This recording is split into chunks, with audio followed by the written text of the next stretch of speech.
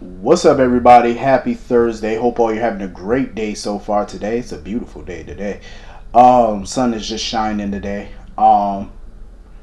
Getting into this episode of GH, Dante pretty much had to bring Jordan up to speed on all this because after his conversation with Jocelyn and stuff, he's not believing that Dex is the guy. Besides, they don't have any physical proof that he had anything to do with this, you know. And Dante basically told Jordan, he was like, well, Jocelyn brought up some good points. And she did. She definitely did. I mean, with the amount of blood that Ava lost, there would have been blood splatter. He had no blood on his shirt. So Dante pretty much combing through files and stuff like that, seeing if he could find anything in the case file that stands out, maybe that they maybe overlooked. It's a tricky case at this point because all the suspects that they have so far are not matching up. You know what I mean? Like, they got zilch right about now. They're pretty much back at square one. 3 attacks and they got nothing, no real leads. And I know for a cop that could be frustrating as hell. You know what I mean? That could be very frustrating. So anyway, Michael is still, sitting over there pleading, Dex's case to Sonny or whatever at the restaurant.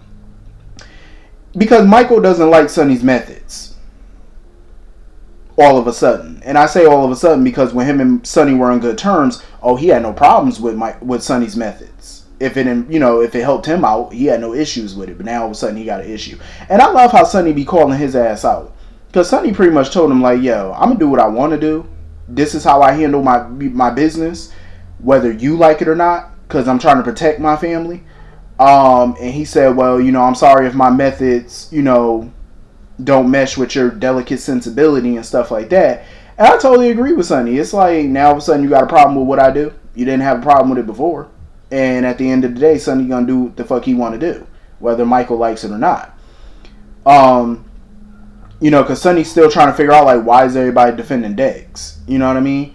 But Michael did bring up a good point, though. He was like, why would Dex do this? He ain't got no motive to take out people that's close to Sonny. He has no reason to. You know what I mean? Like, he doesn't know Sonny. He didn't know Sonny prior to coming to Port Charles when Michael hired him. He really don't know anything about him. So it's like, why would he try to take out people that's closest to you? He doesn't have a real motive to do it. Which is true. So Jocelyn comes in there or whatever and try to plead the case.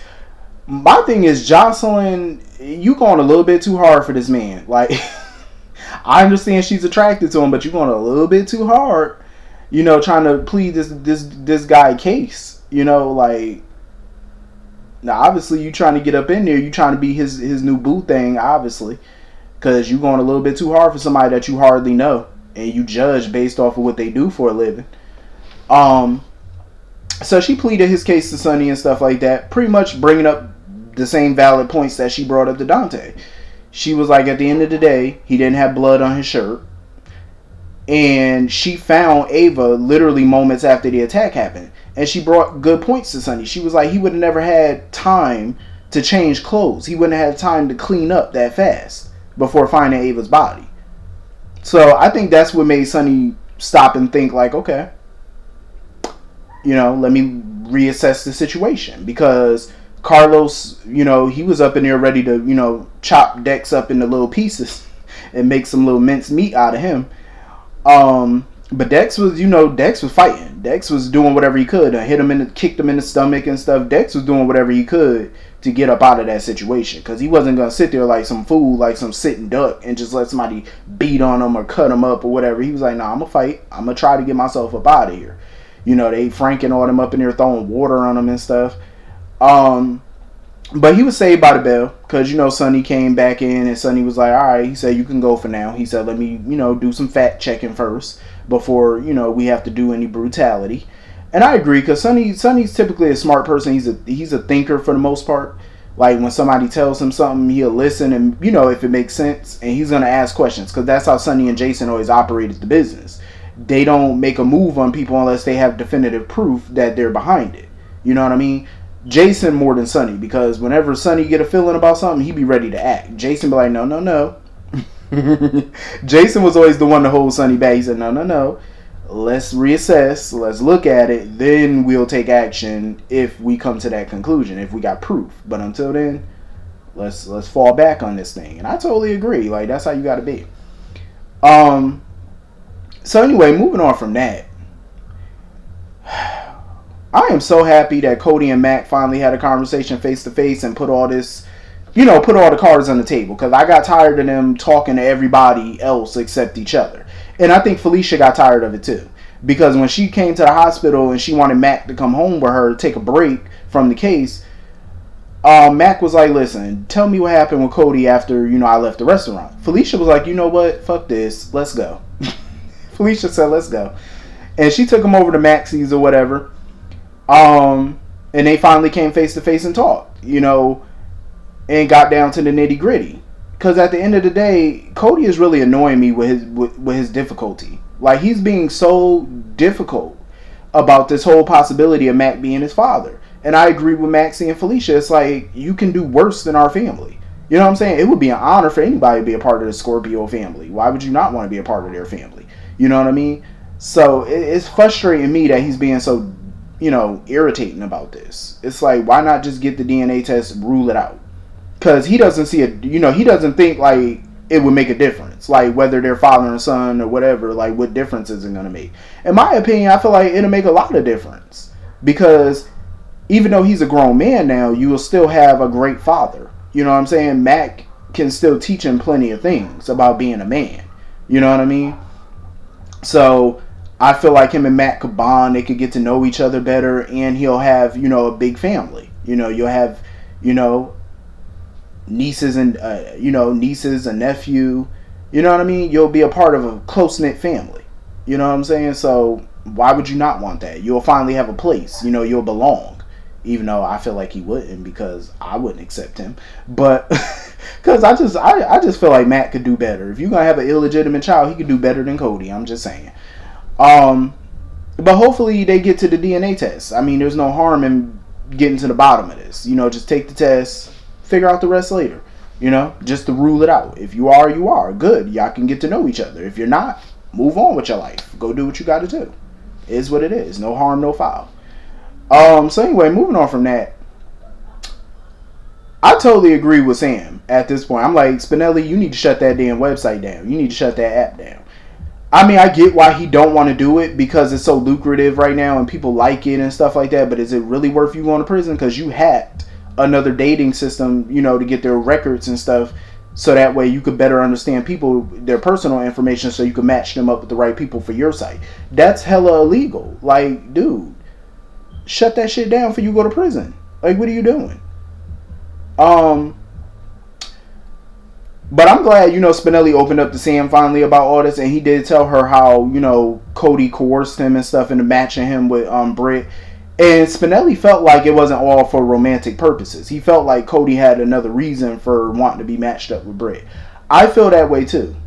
I feel like everything about Cody is manufactured. I feel like he's maneuvering around for some reason.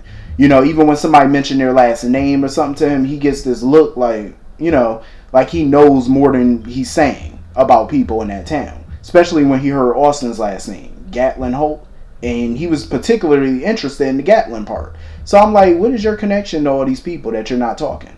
And he's so infatuated with Faison and all that stuff. So what do you know?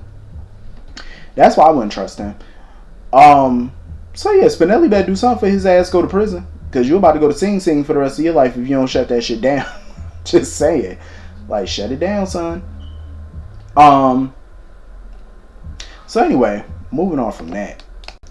I'm really curious about this Austin situation because Mason summoned him to the hospital or whatever, talking about, oh, you gotta do some heavy lifting tonight. And Austin told him, he was like, listen, don't summon me to this hospital. He said, don't summon me ever again because I paid my debt. He said, I settled my debt. I settled everything.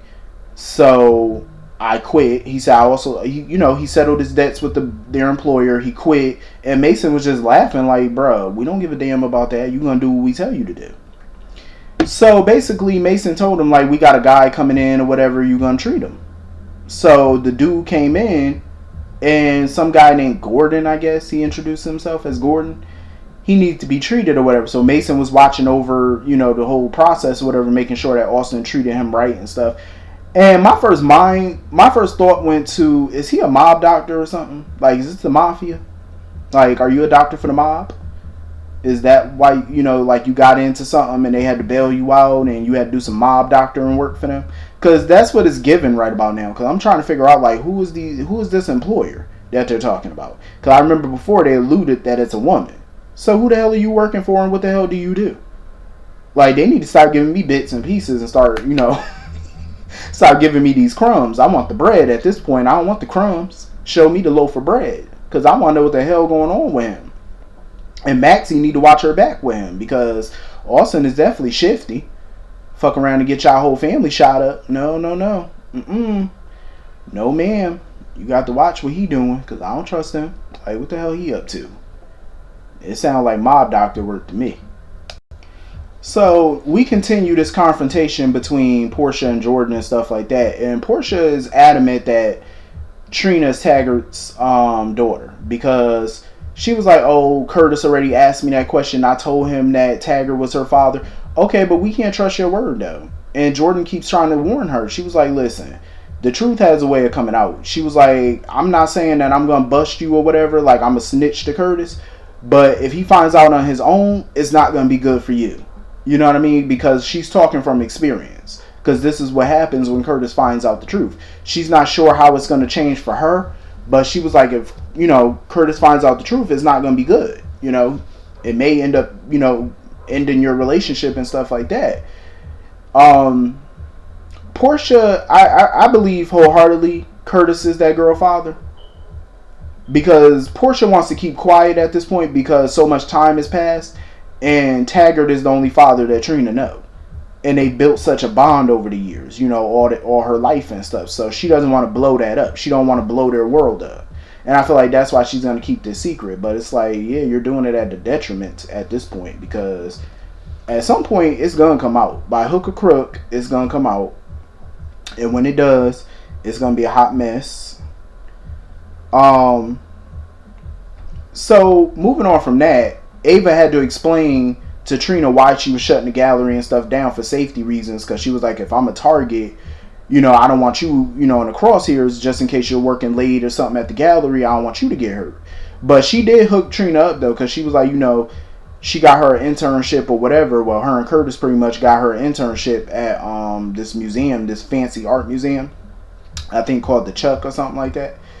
And Trina was ecstatic about it because she said that she'd been trying to get an internship with them, but she thought she missed the deadline to apply. But she got it and stuff like that. And that's when Curtis came in, and Ava was like, well, shit, I'm going to let Curtis explain it to you. And Curtis admitted that, they pulled some strings to get her the internship, because they got great security there and he wouldn't have to worry about her being there late or something like that because they got good security. Trina was appreciative of what Curtis and Ava did. She was definitely appreciative, but she was upset that Curtis, pretty much made this decision without talking to her, because she feels like as an adult, she should be able to have a say in what she does or doesn't do. I totally get where Trina coming from. I totally do. I do, but I also get where Curtis is coming from. You know what I mean? Because at the end of the day, he's trying to protect her. He may not be her father, so she thinks. Because she was like, oh, I don't even let my dad, dictate my life, and you're not my dad. And stuff like that. So she was just kind of, going off on him and whatnot. And Curtis was like, listen, you could be upset with me all you want to. I get it. But I really want you to take this internship. You know what I mean? Because I think it'll be great for you. And she was just like, noted and walked off. I really do think Trina should still take the internship. Because it's huge. It shouldn't matter how you got it. The fact is you got it. And at least you got people looking out for you. You know what I'm saying? Because there is some lunatic running around that they don't have a clue who it is. So it's best that you just, take the internship. And Portia walked in on it and stuff like that. And they explained what happened and whatnot. Portia don't understand, like, you are in a pickle right about now that you need to clean this shit up because this is going to get worse before it get any better. Because Curtis just wanted Trina to know that, she can count on him and stuff like that, as another parental figure in her life. And I seen the look on Portia's face when she and Curtis hugged and stuff like that. She had that worried look on her face because she know what Jordan said was true. Jordan's warning was definitely true. Like, the shit is going to hit the fan soon. So anyway, moving on from that. I like that Marshall is teaching, music lessons or whatever to the patients, like saxophone and stuff, all that jazz or whatever it is. I think it's music therapy or something. And he's teaching that to the patients and stuff, doing it for them. I think that's pretty dope. Um, I definitely think that's something cool because, like art therapy, when Franco was doing art therapy, I think all that stuff is good for patients, honestly. Keep their mind off of things, their dire straits. Because you got some in there that's going through, the worst of the worst medical issues. So I think having classes and stuff like that is pretty good. Um, it'll help them out. But he had to tell Marshall all about why he hasn't set a wedding date yet. Because Marshall was like, "How come you ain't setting a wedding date?" And he was like, "Well, shit, I can't. Not yet. Not until me and Jordan, figure out this divorce business." And Marshall was looking like, "Huh?" Marshall was like, "Wait." Marshall looked all type of confused, like, "What? Y'all still married?" "Yes, sir. He got to catch you up on a lot because they still, walking around with, with documentation that states that they're still married. So he gonna have to correct that." I really want to see more of Epiphany though, because I really want to know like what's going on with her and this MCATs and all that, and her journey on becoming a doctor. I really would like to see more of that because I think that'd be pretty good, and especially with this killer running around, I would love to see more of Epiphany in the hospital. I feel like she don't get the screen time that she deserves either. It's quite a few characters up here. I feel like they don't get the necessary screen time that they should be getting, especially people that's been on the show for like 14, 15, 16 years, 20 years. They should be getting more than what they get. Popping out of the elevator and talking for all of 2 seconds, and then that's the last time you see them for the next month or so. Like, I hate that. I'm like, come on now, they deserve more than that. They deserve better than that. So anyway, that's pretty much the whole episode. Hit the comment section. Let me know what you all thought about it, and I will see you all later. Have a great day. Peace.